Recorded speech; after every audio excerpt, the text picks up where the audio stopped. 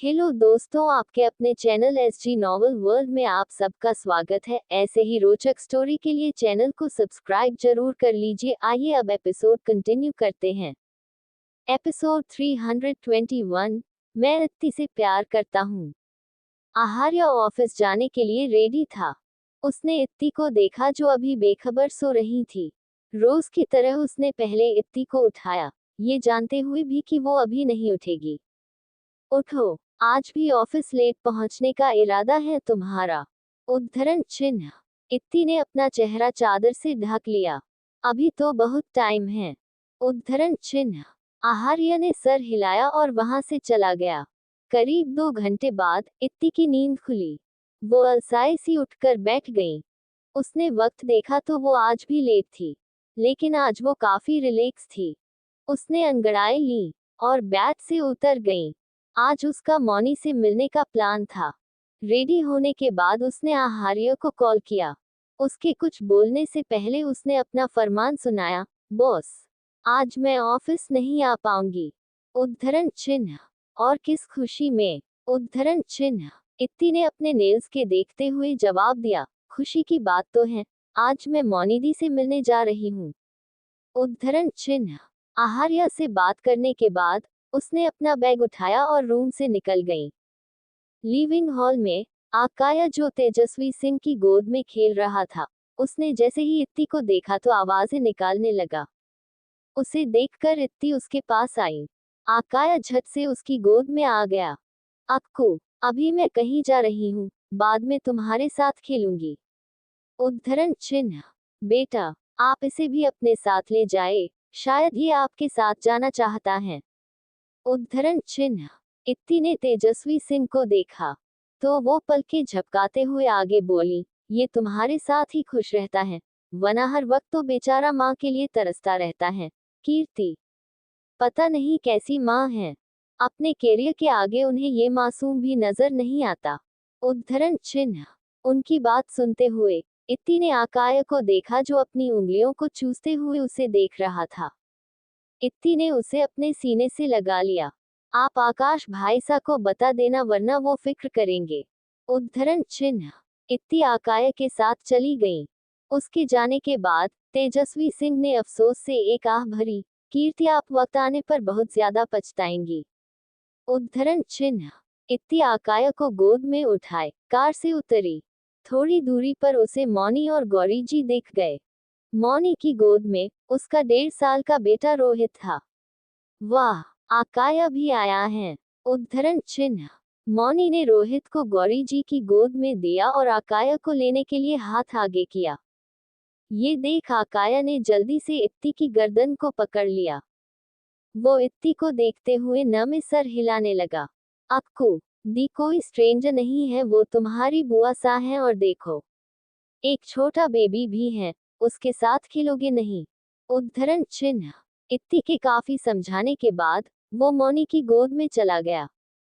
ये तो आपकी सारी बात मानता है। उद्धरण चिन्ह। मेरी इतनी नहीं मानता, ये सबसे ज्यादा बात मानता है अपने बड़े पापा की। उद्धरण चिन्ह। इत्ती की बात सुनकर आकाया हंसते हुए बोला, भले पापा। उद्धरण चिन्ह। फिर सब मॉल के अंदर चले गए। इत्ती ने सारा वक्त आकाया को अपनी गोद में उठाया हुआ था।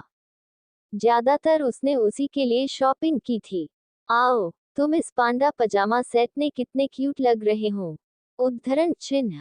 इत्ती ने जोर से उसके गाल पर किस किया। आकाया बार बार ड्रेस को खींच रहा था क्योंकि उसे वो कार्टून ड्रेस बिल्कुल पसंद नहीं आई थी। तुम्हें अच्छी नहीं लगी? उद्धरण चिन्ह। जवाब में आकाया ने सर हिला दिया। लेकिन मुझे तो अच्छी लगी, तुम्हें पहनने पड़ेगी, कितने क्यूट तो लग रहे हो तुम। उद्धरण चिन्ह। इत्ती ने वैसी ही उसके लिए बहुत सारी ड्रेसेस ले ली, जिसे देखकर आकाया मुंह बनाए बैठा था। इत्ती हमेशा उसके साथ ऐसा ही करती थी। उसने देखा रोहित उसे देखकर हंस रहा था। न जाने क्यों उसे देखकर आकाया ने गुस्से से उसकी ओर इशारा कर अपनी बच्चों वाली जबान में कुछ कहा। क्या कह रहा है ये?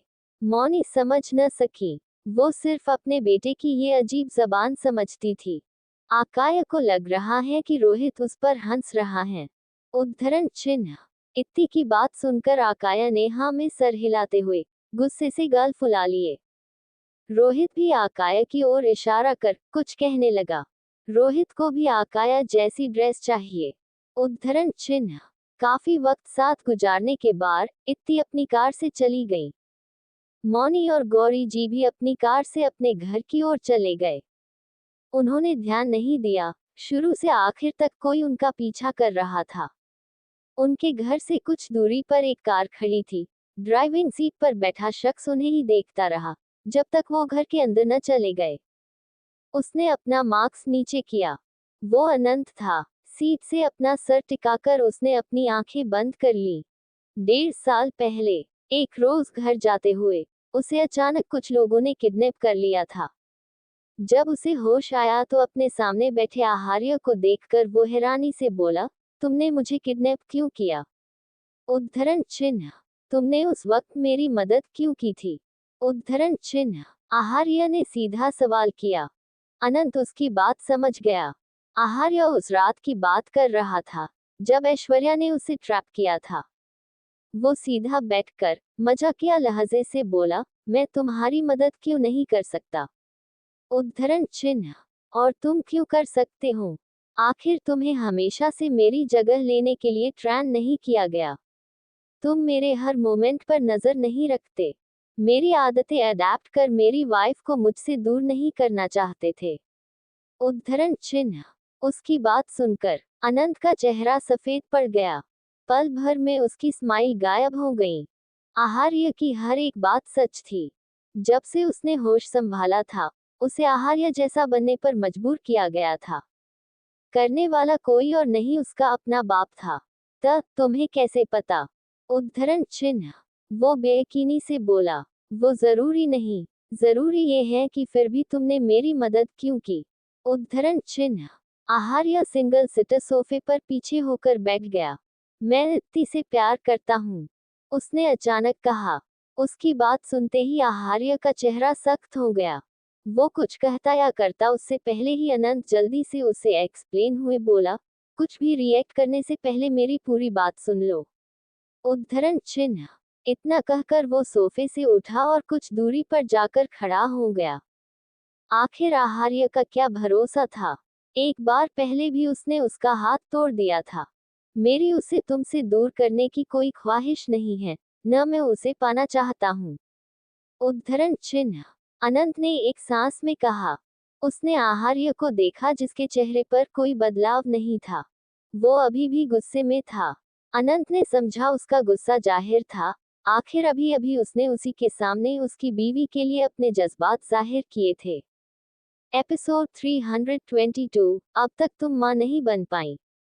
अब आगे, जब तुम्हें इतना पता है कि मैं तुम पर नजर रखता हूँ, तो ये भी मालूम होगा कि मैं तुमसे रिलेटेड हर चीज पर नजर रखता हूँ। बट आई प्रोमिस मैं उसे तुमसे दूर नहीं करूंगा, न मेरी ऐसी कोई ख्वाहिश है। उद्धरण चिन्ह। तुम्हारी औकात भी नहीं है उसे मुझसे दूर करने की। अगर तुमने सोचा भी तो मैं तुम्हें जिंदा नहीं छोड़ूंगा। उद्धरण चिन्ह। आहार्य सोफे से उठा और उसके करीब आने लगा। अनंत दीवार से चिपक गया। आहार्य ने उसका गला जोर से पकड़ लिया। अनंत सांस लेने की मशक्कत करते हुए बोला, कौन अपना वजूद छोड़कर किसी और के जैसे बनने की ख्वाहिश करता होगा? उद्धरण चिन्ह। आहार्य ने उसका गला छोड़ा तो अनंत तेजी से खांसने लगा। उसने आहार्य को देखते हुए एक दर्द भरी मुस्कान के साथ कहा, मुझे बहुत नफरत थी तुमसे। तुम्हारा सब्स्टिट्यूट बनने की मजबूरी में मेरा पूरा बचपन बर्बाद हो गया, लेकिन तुम्हारा भी क्या कसूर? मेरी अपनी मर्जी थी। मुझे सिर्फ उनका प्यार चाहिए था क्योंकि इस दुनिया में सिर्फ वही थे मेरे पास अपना कहने के लिए। उनकी बात नहीं मानता तो किसकी मानता? उद्धरण चिन्ह। कहाँ है वो अभी? उद्धरण चिन्ह। आहार्य ने सवाल किया। पता नहीं, साल हो गए उनसे मिले। वो बस मुझे कॉल करते हैं। उद्धरण चिन्ह। Get out. आहार्य चेहरे फेर कर खड़ा हो गया। वो किसी गहरी सोच में था। तुम्हारा उनसे क्या कनेक्शन है? उद्धरण चिन्ह। I don't know. उसका जवाब सुनकर अनंत खामोशी से चला गया। वो होटल से बाहर आया। वो अभी रोड क्रॉस कर रहा था कि सामने से अचानक एक कार ने उसे टक्कर मार दी। अनंत एक और जाकर गिरा। वो अपने हाथ के बल गिरा था। सबसे ज्यादा चोट उसे अपने हाथ में आई थी। दर्द की शिद्दत से उसने कुछ पल अपनी आंखें मूंद ली। जब खोली तो उसकी नजर सीधे होटल की 6th फ्लोर पर एक विंडो पर गई, जहां आहार्य खड़ा उसे घूर रहा था। वो दर्द से कराहते हुए बोला, इसे मेरे हाथ से न जाने क्या दुश्मनी है। उद्धरण चिन्ह। हाँ, वो इतना तो समझ गया था कि इस एक्सीडेंट की वजह आहार्य ही था। आखिर उसने उसकी बीवी के लिए इजहार किया था। आहार्य उसे ऐसे कैसे जाने देता। कुछ दिन बाद उसे एक पार्सल मिला, जिसमें एक डीएनए रिपोर्ट थी। उसे यकीन नहीं आया कि ऋतिक उसका भाई है और गौरी जी उसकी माँ।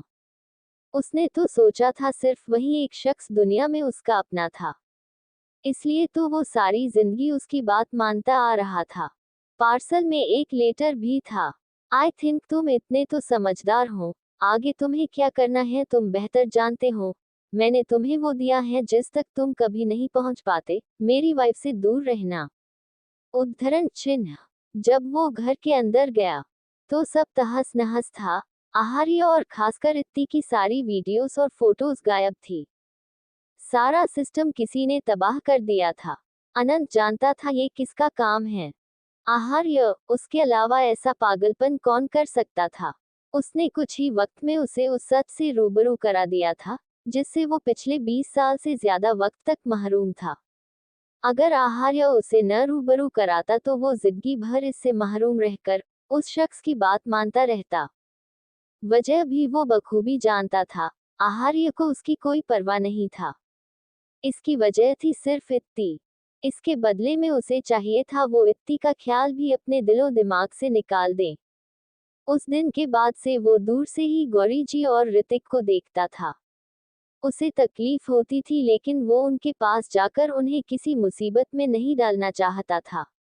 इस दौरान कई बार उसका ऋतिक से आई कांटेक्ट हुआ, लेकिन ऋतिक बस उससे चेहरा फेर लेता। अब तक वो इतना तो समझ गया था कि ऋतिक को भी पता था उनके दरमियान क्या रिश्ता था। अनंत ने अपनी आंखें खोली। उसकी आंखों में एक उदासी, एक बेबसी थी। अपनी कार स्टार्ट कर वो वहां से चला गया। कीर्ति अपने रूम में आई। उसने अपना ट्रैवलिंग बैग एक ओर रखा और सोफे पर बैठ गई। लंबे सफर से लौटी वो इस वक्त बेहद थकी हुई थी। अचानक ही सुकन्या सिंह दंदनाते हुए उसके रूम में आई और उस पर चिल्लाने लगी, कैसे लड़की हो तुम। न पति का ख्याल है न बच्ची का। उद्धरण चिन्ह। कीर्ति थकी आंखों से उन्हें देखते हुए बोली, क्या मतलब है आपका। उद्धरण चिन्ह। तुम्हारा बेटा कहाँ है। उन्होंने गुस्से से सवाल किया। तो वो बेफिक्री से बोली, आकाश के पास होगा। उद्धरण चिन्ह। आकाश के पास नहीं, उस इत्ती के पास है। सारा दिन उसी के पास रहता है। आज तो वो उसे कहीं लेकर भी गई थी। एक दिन ऐसा आएगा जब वो उसे ही अपनी मां मानने लगेगा। तुम बस बैठी देखती रहना। उद्धरण चिन्ह। कीर्ति गुस्से से खड़ी हुई। What rubbish. मेरा बेटा उसे क्यों मां मानेगा। उद्धरण चिन्ह। मां नहीं तो मां से ऊपर का दर्जा जरूर देगा, जैसा तुम्हारा पति तुमसे भी ऊपर अपनी भाभी को मानता है। किसी काम की नहीं हो तुम। उद्धरण चिन्ह। कीर्ति ने अपने दुखते दर्द को सहलाते हुए कहा, ये सब बकवास है। उद्धरण चिन्ह। बकवास नहीं, सच है। अभी भी कुछ नहीं बिगड़ा। उस इत्ती को याद दिलाओ कि आकाया सिर्फ तुम्हारा बेटा है, वरना बहुत पछताओगी। उद्धरण चिन्ह। कीर्ति गुस्से से रूम से बाहर चली गई। उसके जाते ही सुकन्या सिंह के होठों पर एक शातिर मुस्कुराहट आ गई। बेचारी बहनें, सुना था दोनों के बीच एक वक्त पर बहुत प्यार हुआ करता था। उद्धरण चिन्ह। यही करती आ रही थी वो पिछले 2 सालों से, कीर्ति को इत्ती के खिलाफ भड़काना। अब दोनों के दरमियान इस कदर कड़वाहट आ गई थी कि दोनों एक दूसरे को देखती भी नहीं थी।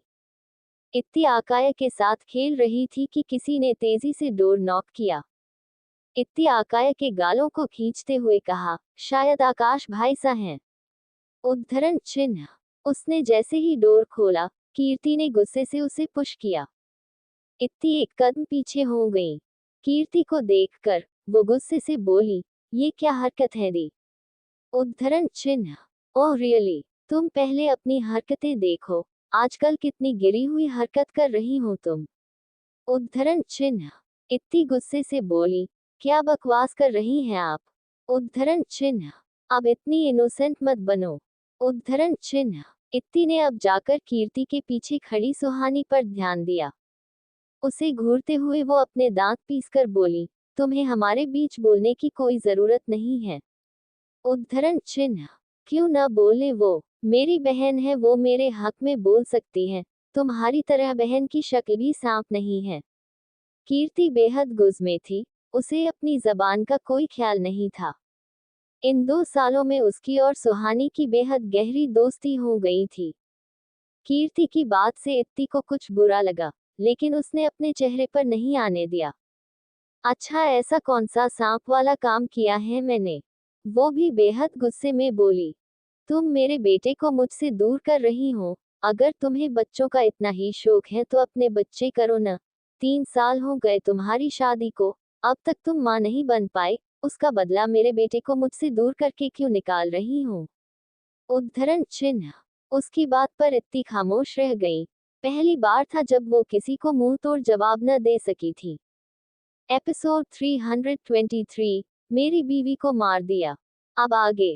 कीर्ति इत्ती के बगल से निकलकर आकाया के पास गई, जो उनकी आवाजों से उन्हीं की ओर देख रहा था। इत्ती ने अपनी मुट्ठियां कस ली, उसकी आंखें जल रही थी, शायद आंसू आंखों को भरने के लिए बेताब थे। लेकिन उसने उन्हें आने नहीं दिया। कीर्ति ने आकाया को गोद में उठाया। उसे देखकर आकाया बिल्कुल खामोश और मायूस सा हो गया था। लेकिन वो उसकी गोद में आने से रोया नहीं। बचपन से आकाश ने उसे सिखाया था कि उसे अपनी माँ से हमेशा प्यार करना है, कभी उनसे बदसलूकी नहीं करनी। कीर्ति आकाया को लेकर जैसे ही इत्ती के बगल से गुजरी, आकाया अपने हाथ उसकी ओर बढ़ाते हुए उसे पुकारने लगा, मम्मम। कीर्ति का खून खौल गया। वो गुस्से से आकाया को घूरते हुए बोली, वो तुम्हारी माँ नहीं है, मैं हूँ, समझे तुम। उद्धरण चिन्ह। फिर इत्ती को देखते हुए बोली, आज के बाद मेरे बेटे से दूर रहना। उद्धरण चिन्ह। उसके जाने के बाद सुहानी भी इत्ती को एक नजर देखकर चली गई।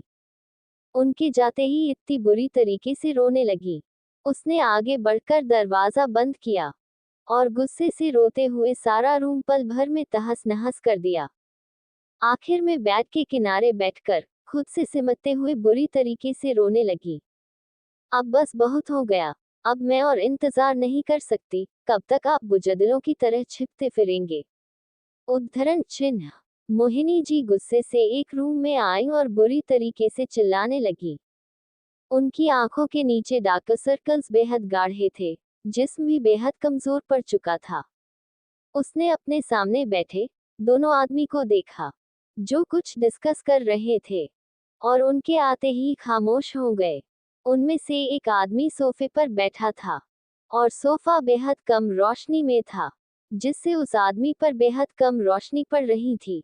जबकि दूसरा आदमी उसी के सामने वाले सोफे पर बैठा था, जो रोशनी में था। रोज रोज एक ही बात, बस कुछ वक्त का सब्र और है। उद्धरण चिन्ह। उस अंधेरे में बैठे आदमी की बात सुनकर मोहिनी सिंह पागलपन से हंसने लगी। कुछ वक्त करते करते हमने अपना बेटा खो दिया, अभी भी कुछ वक्त। साफ बोलिए, आप उसका सामना करने से डरते हैं, तभी तो इतने सालों से कभी इस आइलैंड तो कभी उस आइलैंड में भागते फिर रहे हैं। उद्धरण चिन्ह। मोहिनी सिंह, अपनी बकवास बंद करो। उद्धरण चिन्ह। वो आदमी गुस्से से सोफे से खड़ा होकर उनके करीब आया। उसका बुरी तरीके से जला चेहरा देखकर मोहिनी सिंह एक कदम पीछे हो गई। उस आदमी ने उनके रिएक्शन पर आंखें उठाई। डर तो ऐसे रही हो जैसे पहली बार देख रही हो। भूल गई, ये तुम्हारी बेवकूफी का नतीजा है। तुमने ही अपने पागलपन के चलते हमारी कार में बॉम्ब फिट किया था। उद्धरण चिन्ह। उनका इल्जाम सुनकर मोहिनी सिंह गुस्से से दांत पीसते हुए बोली, कितनी बार कह चुकी हूँ, मुझे नहीं पता था आप भी उस कार में थे। मुझे लगा कि सिर्फ आपकी बीवी और तुम्हारे बाबा सा उस वक्त कार में थे, और वैसे भी ये आइडिया मेरा नहीं, शिवराज का था। उद्धरण चिन्ह। उस शिवराज का नाम मत लो, वो धोखेबाज, उसे क्या लगता है अपनी बेटी की शादी आहार्य से कराकर वो खुद बच जाएगा। वो वक्त आने पर अपने बाप पर रहम नहीं करेगा, तो वो तो फिर भी उसका ससुर है। उद्धरण चिन्ह। बाप, यानी आप उसे अपना बेटा मानते हैं। उद्धरण चिन्ह। मेरे इनकार करने से रिश्ता थोड़ी बदल जाएगा। उद्धरण चिन्ह।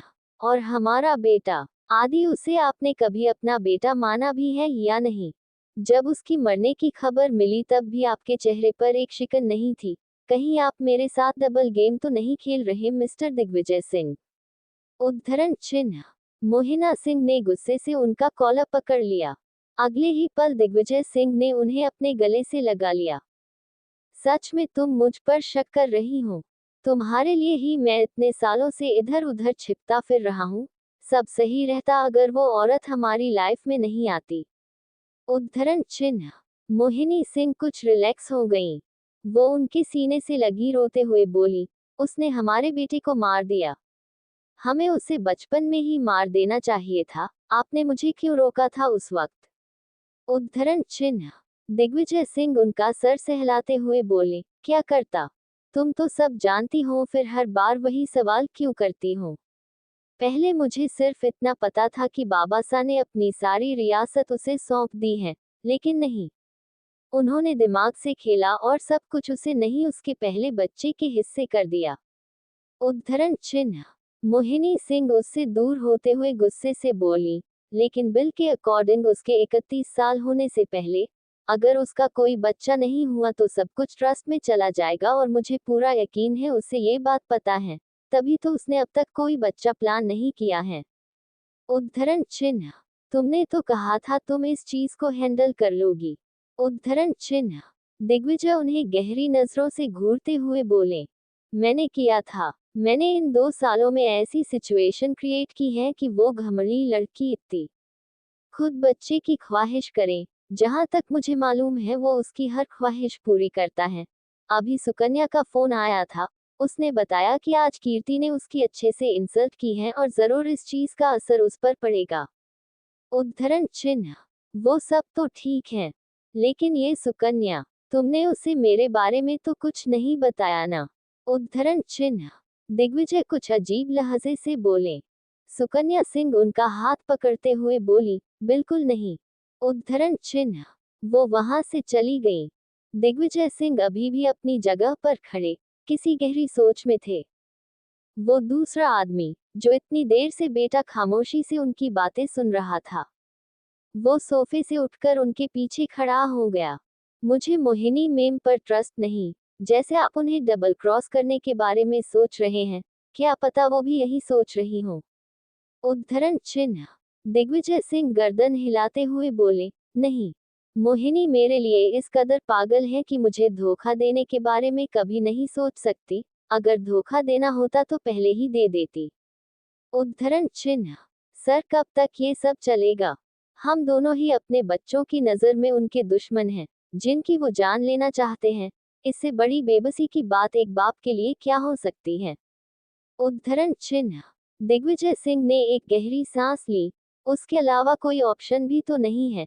ये पागल औरत मोहिनी इतनी खतरनाक है, इसने मेरी बीवी को मार दिया। काश मैं उसे बचा पाता। काश मैं उससे कह पाता कि मैं उससे प्यार करता हूँ।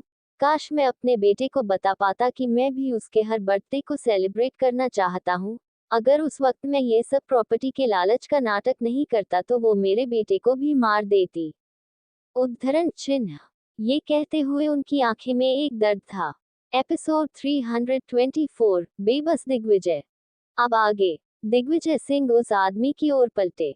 मोहित, मैं सारी जिंदगी तुम्हारा एहसानमंद रहा और अपनी आखिरी सांस तक तुम्हारा एहसानमंद रहूंगा। तुमने मेरे लिए अपनी हंसती खेलती जिंदगी बर्बाद कर ली। गौरी को मेरे खातिर तन्हा छोड़ दिया जिससे तुम इतनी मोहब्बत करते हो। ऋतिक को तुमसे बेइंतहा नफरत करने की वजह दे दी। इतना ही नहीं, अपने बेटे अनंत को सिर्फ मेरे बेटे के खातिर सैक्रिफाइस करने को तैयार हो गए। जानता हूँ जब तुम अनंत को आहार या जैसा बनने को फोर्स करते थे और वो तुमसे कहता था कि वो तुमसे नफरत करता है, तब तुम्हें कितनी तकलीफ होती होगी। उद्धरण चिन्ह। एक पल मोहित हैरान रह गए। उन्होंने कभी उनके मुंह से इतनी इमोशनल बातें नहीं सुनी थी। वो स्माइल करते हुए बोले, सर, ये सब आप क्या बोल रहे हैं? ये सब मेरा फर्ज है और देखिए, ये हमारी नेक्स्ट जनरेशन में भी हमारे बच्चों को मिला। मेरा बेटा ऋतिक आपके बेटे आहार्य के लिए लॉयल है, उसके लिए कुछ भी कर सकता है। जैसे मैं आपके लिए और आहार्य जताता नहीं, लेकिन वो ऋतिक को अपना सबसे अजीज दोस्त मानता है। तभी तो उसने अनंत को मना किया कि वो उनकी लाइफ में न जाए, क्योंकि इससे ऋतिक और गौरी को तकलीफ ही होगी। और अनंत कितनी शदीद नफरत थी उसे आहार्य से, लेकिन अब वो उसके साथ है, उसके लिए काम करता है। उद्धरण चिन्ह। उनकी बातें सुनते हुए दिग्विजय जाकर सोफे पर बैठ गए। सब कितना अच्छा होता अगर वो मोहिनी मेरी लाइफ में न होती। आज हम अपनी फैमिलीज के साथ खुश होते। मेरी संध्या मेरे पास होती। उद्धरण चिन्ह। इस बात पर मोहित खामोश हो गए। मोहित के जाने के बाद दिग्विजय ने अपनी आंखें बंद कर ली। उनके जहन में उनकी उलझी बिखरी जिंदगी खून की तरह तेजी से बहने लगी। कॉलेज में वो बेहद बेफिक्र थे और मोहित उनके सबसे अजीज दोस्त। दोनों बचपन से साथ थे। उनकी बेफिक्री तब खत्म हुई जब उनकी मुलाकात संध्या से हुई। निहायती जहीन, सीरियस, इस कदर इंटेलिजेंट और एक्स्ट्रा ऑर्डिनरी कि वो हर वक्त बस उनके बारे में सोचते रहते थे। लाजमी उन्हें उस जहीन लड़की से प्यार हुआ और उन्होंने उसे प्रपोज किया। जवाब में संध्या ने उन्हें बुरी तरीके से रिजेक्ट कर दिया। वजह उन्हें उनके मरने के बाद उनकी डायरी से मालूम चली था। प्यार वो भी उनसे करती थी, लेकिन अपनी सबसे अजीज दोस्त और बहन से ज्यादा नहीं। मोहिनी सिंह, जो हमेशा संध्या के साथ रहती थी। दिग्विजय का ध्यान कभी उन पर गया ही नहीं था, लेकिन मोहिनी सिंह हमेशा से उनसे ऑब्सेस्ड थी। इस कदर कि अगर कॉलेज में कोई लड़की उनसे बात भी करती तो वो उसे बद से बदतर मौत देती। संध्या को इन बातों का पता था। आखिर दिग्विजय सिंह ने हार नहीं मानी और किसी पागल आशिक की तरह उनके पीछे पड़ गए। आखिर में संध्या ने उन्हें साफ कह दिया कि वो उनसे प्यार नहीं करती। नहीं, वो दोनों बराबरी के हैं। वो तो एक सर्वेंट की बेटी हैं और दिग्विजय सिंह कहाँ एक रियासत के किंग। बेहतर है वो उनका पीछा छोड़ दें। लेकिन दिग्विजय सिंह को ये बातें पहले ही मालूम थी और उन्हें फर्क कहाँ पड़ता था। उन पर उनके रिजेक्शन का कोई असर नहीं हुआ, बल्कि उन्होंने जयपुर में रिश्ता भेज दिया। उनका रिश्ता संध्या के लिए था, लेकिन मोहिनी ने सबको बताया कि रिश्ता दिग्विजय सिंह ने उनके लिए भेजा है, क्योंकि वो दोनों एक दूसरे से प्यार करते हैं। दोनों का रिश्ता तय हुआ। दिग्विजय सिंह इस गलतफहमी में थे कि उनका रिश्ता संध्या से हुआ है। जाहिर था उन्होंने संध्या के लिए रिश्ता भेजा था। संध्या सब जानती थी, लेकिन वो खामोश थी, बस हमेशा चुप रहती। फिर दोनों एक दूसरे के साथ वक्त गुजारने लगे। उस वक्त भी संध्या चुप ही रहती। कभी उन्होंने गलतफहमी क्लियर नहीं की। एक रोज जब वो संध्या से मिलने जयपुर गए थे, क्योंकि संध्या ने उन्हें बुलाया था, उस वक्त पैलेस में कोई नहीं थी सिवाय मोहिनी और संध्या के। उन्हें कुछ वक्त लगा समझने में कि उन्हें ट्रिक किया गया है, लेकिन किसने? क्या उनकी संध्या ने? नहीं, वो मोहिनी थी जिन्होंने उन्हें नशे की दवाई खिलाई। और जब वो नशे की गिरफ्त में हुए तो उन्हें अपने कमरे में ले जाने लगी, संध्या की आंखों के सामने, और संध्या बस खड़ी खामोशी से उन्हें देख रही थी। नशे में होने के बावजूद उन्हें शदीद तकलीफ का एहसास हुआ था। मोहिनी सिंह उन्हें कमरे में लाईं और उनके करीब आने लगी। तुम्हें कभी दिखता क्यों नहीं कि मैं तुमसे कितना प्यार करती हूँ? मुझ राजकुमारी को छोड़ तुम्हें उस संध्या में क्या दिखा? वो बेवकूफ तो बचपन से बस मेरा खिलौना है। मुझे जब गुस्सा आता है तो मैं उसे टॉर्चर करती हूँ। जब तुम उससे इजहारे मोहब्बत करते थे, उसे देखते थे, मुझे बहुत तकलीफ होती थी और मैं घर आकर उस संध्या को अच्छा सबक सिखाती थी। उस दिन जब तुमने उसका हाथ पकड़ा तो मैंने उसका वही हाथ जला दिया। उद्धरण चिन्ह। वो पागलपन से हंसने लगी। दिग्विजय सिंह आंधी बेहोशी में उनकी बातें सुन रहे थे। उनका दिल किया कि वो उन्हें जान से मार दें। इस मकसद से उन्होंने हाथ बढ़ाया, लेकिन उन्हें मोहिनी में संध्या दिखने लगी। तुम्हें याद है वो लड़की जो कुछ दिन पहले कॉलेज की छत से गिरी थी? वो सुसाइड नहीं था। मैंने उस बेगैरत को अपने हाथों से धक्का दिया था। आखिर उस लड़की की हिम्मत कैसे हुई थी तुम्हें हैंडसम कहने की? उद्धरण चिन्ह। वो उनके गाल पर हाथ चलाने लगी। देखो, मैं किस कदर तुमसे प्यार करती हूँ, बेइंतहा, बेहद। जब उस लड़की के इतना कहने पर मैंने उसका ये हश्र किया तो संध्या का क्या करती होंगी? तुम प्लीज उस संध्या से दूर रहो। मुझे भी उसे टॉर्चर करना अच्छा नहीं लगता। बेचारी मेरी बहन कितनी अच्छी है, उसने मेरा हर कदम पर साथ दिया ताकि उसकी बहन को उसका प्यार मिल सके। उद्धरण चिन्ह। वो उनकी शर्ट के बटन्स खोलने लगी। वो बातों में मशगूल थी। मौका देख दिग्विजय सिंह ने पूरी ताकत से वास उठाया और उनके सर पर दे मारा। तुमने मुझे मारा, इतना कहकर वो गिर गईं। उनके सर से तेजी से खून बह रहा था। दिग्विजय सिंह नहीं जानते थे वो बेहोश हुई या मर गईं। न उन्हें परवाह थी। वो किसी तरह से खुद को संभालते हुए संध्या के कमरे में आए। इस वक्त वो बेहद तकलीफ में थे। क्यों दिया तुमने मुझे इतना बड़ा धोखा? क्या मेरा प्यार इतना गैर जरूरी है तुम्हारे लिए? उद्धरण चिन्ह। वो रूम में आते ही चीखे। उनकी आवाज सुनकर संध्या स्टडी टेबल से उठकर खड़ी हो गई। हड़बड़ाहट में उनके हाथ से केमिकल जमीन पर गिर गए, जिन्हें मिलाकर वो शायद कोई एक्सपेरिमेंट कर रही थी। केमिकल्स जैसे ही गिरे, कमरे में धुआं फैलने लगा। दिग्विजय सिंह गुस्से से उनके करीब आए। क्यों खेला तुमने मेरे साथ? उद्धरण चिन्ह। संध्या अपने कदम पीछे लेते हुए बोली, तुम यहाँ क्या कर रहे हो? उद्धरण चिन्ह। दिग्विजय सिंह ने गुस्से से उन्हें धक्का बेड पर धक्का दिया। उसके बाद से वो बेहद नफरत करने लगे थे उन दोनों बहनों से। असल नफरत संध्या से थी, क्योंकि वो जरूरी था। उन्होंने कॉलेज जाना भी बंद कर दिया था। फिर कुछ वक्त बाद ही उन्हें मालूम हुआ कि संध्या प्रेग्नेंट है। उनकी नाराजगी पल भर में खत्म हो गई। उन्होंने संध्या से बात करने की कोशिश की, लेकिन उनकी मुलाकात संध्या से हॉस्पिटल में हुई। उन्हें मालूम चला कि संध्या अपना अबॉर्शन कराने वाली है। वो समझ नहीं पा रहे थे कि आखिर वो कैसी इंसान थी जिसके लिए उनके बच्चे प्यार से ज्यादा अपनी एवल बहन जरूरी थी। उन्होंने उन्हें एबॉर्शन करवाने से तो रोक दिया, लेकिन अभी भी वो उनसे शादी करने के लिए राजी नहीं थी। अब दिग्विजय सिंह भी अपने बच्चे को लेकर कोई रिस्क नहीं लेना चाहते थे। उन्होंने अपने बाबा सा को राणा सिंह के पास भेजा। राजा सा ने पूरे राणा खानदान को धमकी दी कि अगर उन्हें उनका ग्रैंडचाइल्ड नहीं मिला तो वो उन सबको बर्बाद कर देंगे। उस वक्त भी राणा सिंह उनसे दुश्मनी मोल लेने के लिए तैयार थे, लेकिन इस शादी के लिए मंजूरी देने के लिए उन्होंने रातों रात संध्या की शादी किसी से कराने की तैयारी कर ली। लेकिन दिग्विजय सिंह को इस बारे में मालूम चल गया। बताने वाली उन्हीं की बीवी तेजस्वी सिंह थी। आखिर वो संध्या को उनके शादी के मंडप से उठाकर ले गए और उनसे जबरदस्ती शादी कर ली। वो हमेशा कोशिश करते कि उनके दिल में जगह बना सके, लेकिन वो न जाने क्यों उनसे बहुत नफरत करती थी। उन्होंने अपने बच्चे को भी कई बार नुकसान पहुंचाने की कोशिश की। दिग्विजय सिंह बेबस थे। तुम्हें क्या चाहिए? मैं तुम्हारे लिए सब कुछ करने के लिए तैयार हूँ, बस मेरे बच्चे को कुछ मत करो। उद्धरण चिन्ह। मेरी बहन को अपना लो, वो तुमसे बहुत प्यार करती हैं। उद्धरण चिन्ह।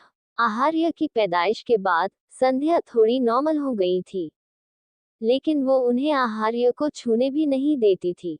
कितना तड़पते थे वो अपने बेटे को प्यार करने के लिए, उन्हें छूने के लिए। अब वो फ्रस्ट्रेट हो चुके थे हर चीज से। उन्होंने संध्या से बात करनी बंद कर दी थी, लेकिन संध्या को फर्क कहाँ पड़ता था। उन्हें एहसास हुआ कि उनका 1 साल का बेटा उनसे नफरत करता है। लेकिन क्यों? उनके सारे एहसास मर गए जब उन्होंने एक सुबह अपने आप को मोहिनी सिंह की बाहों में एक बिस्तर पर पाया। दोनों बगैर कपड़ों के थे। उनका दिल रुक गया था। नफरत हो रही थी उन्हें खुद से। उन्हें संध्या का ख्याल आया।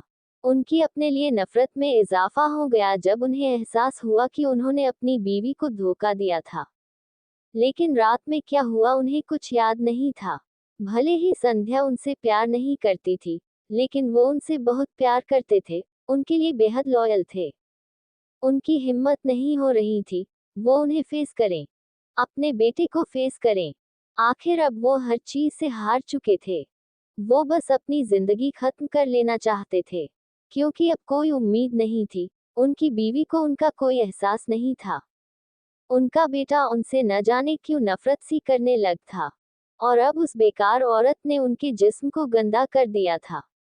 इस वक्त वो पहाड़ी पर खड़े अपनी जान देने के लिए तैयार थे, लेकिन मोहिनी ने उन्हें बचा लिया। अगर तुमने आने आप को खत्म करने की कोशिश की तो मैं तुम्हारी बीवी और बेटे का जीना मुश्किल कर दूंगी। उद्धरण चिन्ह। मोहिनी सिंह इस कदर उनके लिए पागल थी कि उन्होंने दोनों की उस रात की वीडियो बना ली थी और उसकी डीवीडी बनाकर हर जगह वायरल कर दी थी। दिग्विजय सिंह ने सब कुछ खो दिया था, अपनी इज्जत भी। न वो मर सकते थे। उनके एहसासात ठंडे पड़ गए थे। उन्होंने संध्या और आहार्य को इग्नोर करने शुरू कर दिया। वजह थी वो शर्मिंदा थे। बात तो वो किसी से नहीं करते थे। उनकी तकलीफ का सिलसिला खत्म नहीं हुआ, बल्कि बढ़ा ही, क्योंकि मोहिनी प्रेग्नेंट थी। लेकिन दिग्विजय को इस बच्चे से कोई मतलब नहीं था, न लगाव। उनके लिए उनका एक ही बेटा था। मोहिनी सिंह ने वैसे ही उन्हें बहुत बदनाम कर दिया था। आखिर दिग्विजय सिंह ने उनसे भीख मांगी कि वो अबॉर्शन करा लें, लेकिन वो राजी नहीं थी। तो प्लीज मेरी बीवी और बच्चे को इस बारे में मत बताना, मैं उनके सामने और शर्मिंदा नहीं होना चाहता। मेरा बेटा वैसे ही मुझसे नफरत करता है। उद्धरण चिन्ह। मोहिनी सिंह मान गईं। इत्तेफाकन मोहिनी सिंह की डिलीवरी उसी दिन हुई जिस दिन आहार्य की पैदाइश हुई थी। उन्हें न चाहते हुए भी आदि के बर्थडे पर उसके साथ होना पड़ता था, और आहार्य बस उनका इंतजार करता रहता। जबकि संध्या सब जानती थी। ऐसा नहीं था दिग्विजय सिंह ने मोहिनी का मुकाबला करने की कोशिश नहीं की थी, लेकिन कोई था जो मोहिनी सिंह का साथ देता था। अब उन्हें मालूम था वो शख्स राणा सिंह थे, जो हमेशा से अपनी बेटी के हर सही गलत में उनका साथ देते थे। वो उनका मुकाबला भी कर लेते, लेकिन उन्हें बेबस उनकी बीवी ही करती थी। संध्या हमेशा बीच में आ जाती। उन्होंने कितनी कोशिश की उन्हें समझाए कि आखिर वो उस एविल मोहिनी का साथ क्यों देती हैं, जिसने सब बर्बाद कर दिया। बस वो अपने प्यार के आगे बेबस थे, और अब वो हर चीज से हार चुके थे, हर चीज से थक चुके थे। जिसे उनका साथ देना चाहिए था वो उनके खिलाफ थी। संध्या आहार्य को भी बचपन से उनके खिलाफ भड़काती। वो बच्चा था और फिर उनका बेबसी में आहार्य को इग्नोर करना। आहार्य को यकीन आ गया कि उसके बाबा उससे नफरत करते हैं। इन सब के बीच वो बच्चा पिस रहा था। संध्या भी काफी अजीब थी। वो अजीब अजीब एक्सपेरिमेंट करती और आहार्य को भी सिखाती। कम उम्र में वो भी बहुत अजीब हो गया था। आखिर फिर उस रोज भी आहार्य का बर्थडे था, और उस दिन इत्तेफाकन अपने बाबा सा की ख्वाहिश पर वो उनके और संध्या के साथ गिफ्ट्स लेने गए थे। अचानक उनकी कार ब्लास्ट हो गई। संध्या ने उन्हें कार से बाहर धक्का दे दिया, लेकिन उनका चेहरा जरूर आगे से झुलस गया था। दर्द की शिद्दत में उनके दिमाग में भी एक ही बात थी कि संध्या तो उनसे नफरत करती है, तो उसने उन्हें क्यों बचाया। ब्लास्ट में राजासा की मौत हो चुकी थी, लेकिन संध्या की सांसें अभी भी चल रही थी। अपनी बंद होती आंखों से उन्होंने दो लोगों को देखा, मोहिनी और शिवराज, जिन्होंने उन्हीं की आंखों के सामने उनकी बीवी को मारकर एक बार फिर उन्हें बेबसी के दलदल में धकेल दिया था। जब उन्हें होश आया तो वो अपनी सारी यादें खो चुके थे। मोहिनी सिंह ने उसका बखूबी फायदा उठाया और उन्हें बताया कि वो उनकी बीवी हैं। जो बॉडी दुनिया के सामने उनकी थी वो असल में किसी और की जली हुई बॉडी थी। वो मोहिनी और आदि को अपनी फैमिली मानते, इस बात से अनजान कि उनका अपना बेटा आहार्य किस किस्म की अजियत से गुजर रहा है। तेज सिंह मोहिनी के कहने पर आहार्य को बहुत टॉर्चर करते थे। एक दिन आहार्य पैलेस से भाग गया। मोहिनी सिंह अब बस उसे खत्म कर देना चाहती थी। एपिसोड 325 रूह को चोट पहुंचाई। अब आगे। मोहित, जो अपनी जिंदगी में गौरी जी और बच्चों के साथ खुश थे। दिग्विजय सिंह अपने दोस्त को इन सब में नहीं घसीटना चाहते थे। उन्होंने हमेशा उनके सामने जाहिर किया था कि वो संध्या के साथ बहुत खुश हैं। जानते थे कि अगर मोहित को इन सब के बारे में पता चला तो जरूर वो उनकी मदद करने की कोशिश करेंगे, लेकिन वो मोहिनी सिंह को भी अच्छे से जानते थे और वो बिल्कुल नहीं चाहते थे कि मोहिनी सिंह अपने पागलपन में मोहित की भी जिंदगी बर्बाद कर दे, क्योंकि अब तक वो मोहिनी सिंह के पागलपन को अच्छे से समझ चुके थे वो किस कदर शैतान थी। न जाने कैसे मोहित को इन सब के बारे में पता चल गया। वो दिग्विजय सिंह के पास आए लेकिन समझ गए कि दिग्विजय सिंह अपनी याददाश्त खो चुके हैं। आखिर वो उन्हें उनकी याददाश्त याद दिलाने में कामयाब रहे। दिग्विजय सिंह को जब सब याद आया तब वो और ज्यादा टूट गए। एक तो उन्हें अपनी वाइफ को खोने का बेहद गम था, दूसरा उनकी खोई भी याददाश्त का मोहिनी सिंह ने बखूबी फायदा उठाया था। वो हर रात उनके क्लोज आती थी। उस वक्त दिग्विजय सिंह को अजीब तो लगता था, लेकिन उनके लिए तो वो उनकी बीवी थी। मोहिनी सिंह ने उन्हें अंदर तक तोड़ दिया था। उन्होंने उनके बदन को गंदा किया था, उनकी रूह को चोट पहुंचाई थी। एक वक्त पर वो जितने बेफिक्र मस्त मौला हुआ करते थे, अब वो उतने ही इनसिक्योर और मोहिनी सिंह से खौफ खाते थे। उन्हें डर लगता था कि कहीं अब उन्होंने उनके खिलाफ जाने की कोशिश की तो अब वो कुछ और बुरा न कर दें। पहले ही उन्होंने अपने बाबा सा और अपनी बीवी को खो दिया था, अब अपने बच्चे को नहीं खोना चाहते थे। आखिरकार उन्होंने मोहिनी सिंह के सामने अपने घुटने टेक दिए। मोहिनी सिंह ने आहार्य को ढूंढ लिया था और दिग्विजय सिंह भी मोहिनी सिंह तक पहुंच गए थे। इस वक्त वो बिल्कुल बदले हुए थे। उन्होंने एक फेक वसीयत बनवाई। वसीयत के मुताबिक उनके बाबा ने अपनी सारी रियासत आहार्य के पहले बच्चे के नाम कर दी थी और अगर उसके 31 साल होने से पहले उसका कोई बच्चा नहीं हुआ तो सारी रियासत ट्रस्ट में चली जाएगी। पैलेस भी गवर्नमेंट प्रॉपर्टी के अंडर आ जाएगा। उन्होंने मोहिनी सिंह को यकीन दिलाया कि अब उन्हें आहार्य से कोई मतलब नहीं है, क्योंकि आहार्य और संध्या के चक्कर में पड़कर उनकी सिर्फ जिंदगी बर्बाद हुई है। अब वो अपनी जिंदगी सुकून से जीना चाहते हैं, लेकिन अपने बाबा सा की रियासत छोड़ना भी नहीं चाहते। जाहिर था उस पर उनका ही हक था, वही इन सब चीजों के मालिक थे। मोहिनी सिंह उनसे इस कदर ऑब्सेस थी कि जब उन्होंने मोहिनी सिंह से कुछ मांगा तो वो खुशी खुशी देने के तैयार हो गई। उन्होंने आहार्य को छोड़ दिया। दिग्विजय सिंह ने आहार्य को अपने एक दोस्त के पास फॉरेन भेज दिया। वो एक साइंटिस्ट था, क्योंकि वो जानते थे संध्या के अंदर कुछ खास खूबियां थी और उन्होंने आहार्य को भी वो चीजें सिखाई थी। दिग्विजय को ये चीज मालूम थी कि संध्या बहुत कुछ करना चाहती थी और वो उनकी ख्वाहिश पूरी करना चाहते थे, भले ही आहार्य के जरिए ही सही, और वो अपने बेटे की इस काबिलियत को भी हवा देना चाहते थे। उन्होंने मोहिनी सिंह को यही बताया कि फ्यूचर में अगर आहार्य सक्सेसफुल होता है तो वो इस चीज का यूज करेंगे। राणा सिंह को उन पर यकीन नहीं था। उन्होंने मोहिनी को आगाह किया, लेकिन मोहिनी दिग्विजय सिंह के लिए पागल थी। दिग्विजय सिंह दुनिया के सामने नहीं जा सकते थे, क्योंकि मोहिनी ने उन्हें दुनिया की नज़र में मरा हुआ साबित कर दिया था। वो बस दुनिया से छुपकर रहते थे मोहिनी सिंह के साथ।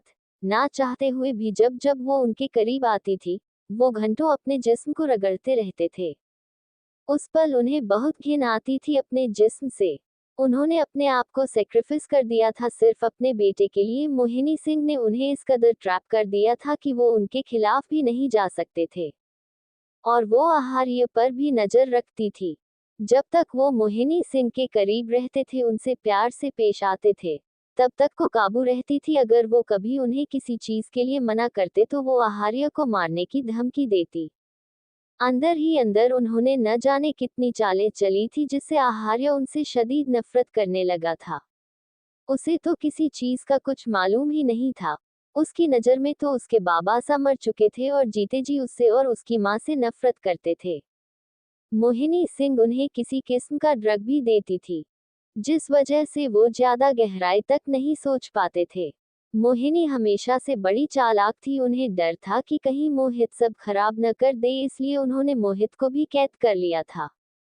दिग्विजय सिंह भी अपनी जिंदगी से हार मान चुके थे। वो जिंदा थे तो सिर्फ अपने बेटे की सांसों की खातिर। उन्हें इस कदर ट्रैप कर लिया गया था, उन्हें इस कदर दबा दिया गया था।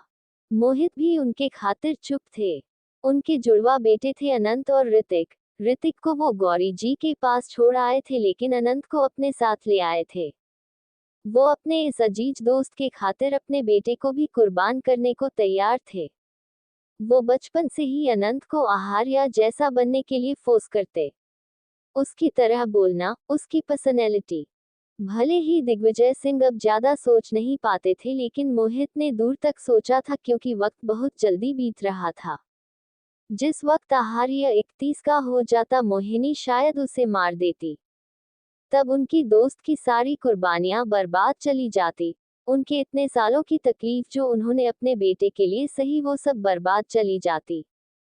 शायद मकसद था कि वो अनंत को आहार्य से रिप्लेस कर देंगे, ताकि अगर कभी मोहिनी ने अपने पागलपन में आकर आहार्य को मारने के बारे में सोचा, तब शायद ऐसा करके वो उसे बचा सकते थे। दिग्विजय सिंह धीरे धीरे पागल होने लगे थे, लेकिन उन्हें एक बात हमेशा से खलती थी कि जब संध्या उनसे इतनी नफरत करती थी तो उसने उन्हें क्यों बचाया था। वक्त के साथ साथ उन्हें अपने सवालों का जवाब भी मिल गया जब उन्हें संध्या की डायरी मिली। असल में संध्या मेंटली डिस्टर्ब थी। उनके पास एक एक्स्ट्रा ऑर्डिनरी ब्रेन था, लेकिन सिर्फ अपने पैशन के लिए बाकी हर चीज को वो इतनी गहराई से नहीं सोच पाती थी, क्योंकि मोहिनी सिंह उन्हें बचपन से टॉर्चर करती थी, गलतियों पर उन्हें सजा देती और हमेशा उनको एहसास दिलाती थी कि उनके बाबा सा ने उन्हें इस घर में रखकर उन पर एहसान किया है। तेज सिंह, जो अपनी इकलौती बेटी मोहिनी सिंह से बहुत ज्यादा प्यार करते थे, वो उनका हर चीज में साथ देते थे। वो जानते थे कि मोहिनी सिंह संध्या से शुरू से जलती हैं और उन्हें पैलेस में नहीं रखना चाहती, लेकिन तेजस्वी सिंह को संध्या बहुत अजीज थी। आखिर वो उनकी इकलौती दोस्त की इकलौती बेटी जो थी। वो हमेशा उन्हें एहसास कराते कि उन्होंने ही संध्या को इतने बड़े महल में पनाह दी है। मोहिनी की सारी बातें मानना उनका फर्ज है, अगर वो ऐसा नहीं करती है तो एहसान फरामोश कहलाएंगी। संध्या के बाबा भी तेज सिंह के सबसे खास आदमी थे। उनके लिए इस कदर लॉयल कि उन्होंने तेज सिंह को बचाने के लिए अपनी जान दे दी थी। और उनकी मां तेजस्वी सिंह की खास दोस्त, इतनी अजीज कि उन्हें वो अपने साथ शादी के बाद पैलेस ले आई थी। शुरू से उनके माँ बाप उन्हें यही हिदायत देते कि उन्हें अपने लोगों के लिए लॉयल रहना है, इस पैलेस के लिए लॉयल रहना है, अपने लोगों को हर चीज से ऊपर मानना है। संध्या भी हमेशा सोचती कि जिस पैलेस के लिए उनके बाबा ने अपनी जान तक दे दी, उसके लिए उन्हें लॉयल रहना है। शुरू से संध्या मोहिनी सिंह की हर बात मानती थी, उनके हर सही गलत में साथ देती और धीरे धीरे यही उनकी सोच बन गई। हाँ, उन्हें दिग्विजय सिंह से भी प्यार हो गया था, लेकिन मोहिनी सिंह की जो छाप उनके जहन में थी, उनका प्यार उससे गहरा नहीं था। शुरुआत में जब उन्हें पता था कि उनकी बहन मोहिनी दिग्विजय सिंह से प्यार करती हैं, तो वो उनके बीच नहीं आना चाहती थी। उन्होंने देखा था कि दिग्विजय सिंह के करीब जाने वाली लड़कियों का वो क्या हश्र करती थी। अगर कोई लड़की उनका नाम भी लेती तो वो उनका क्या हाल करती थी। उनके दिल में एक किस्म का डर बैठ गया था। वैसे ही वो शुरुआत से मोहिनी सिंह और तेज सिंह से बहुत ज्यादा डरती थी। इस डर ने उन्हें पागल बना दिया था। खैर, दिग्विजय ने उन्हें किसी चीज के लिए गलत नहीं समझा, वो हमेशा उन्हें मोहब्बत से याद करते थे। बस मलाल था, एक बार वो उन्हें सब बता देती तो शायद वो सब ठीक कर देते। दोनों ने मोहिनी का मुकाबला करने की हिम्मत खो दी थी, क्योंकि वो इस कदर चालक थी कि पता नहीं कब क्या कर देती। उन्हें मालूम ही नहीं चला कि कब मोहिनी ने ऋतिक को भड़काकर उसे आहार्य के खिलाफ कर दिया। एक वक्त ऐसा था कि ऋतिक आहार्य के पास गया ही इसलिए था ताकि वो उससे बदला ले सके। न जाने क्यों उसे गलतफहमी हो गई थी कि आहार्य की वजह से उसके बाबा सा उसे छोड़कर गए हैं। उस वक्त दोनों बहुत परेशान थे, क्योंकि दोनों के बेटे एक दूसरे के खिलाफ हो गए थे। फिर न जाने क्या हुआ कि ऋतिक की गलतफहमी दूर हो गई और मोहिनी सिंह की चाल उल्टी पड़ गई। पहले दुनिया से छुपकर रहना, फिर अपने ही बेटे के डर से इधर उधर छुपना, क्योंकि उनका अपना बेटा उन्हें ढूंढ रहा है, लेकिन सिर्फ उन्हें मारने के लिए। बस इतनी ही बेबस थी उनकी जिंदगी। कमरे में किसी के आने की आहट सुनकर दिग्विजय सिंह ने आंखें खोली।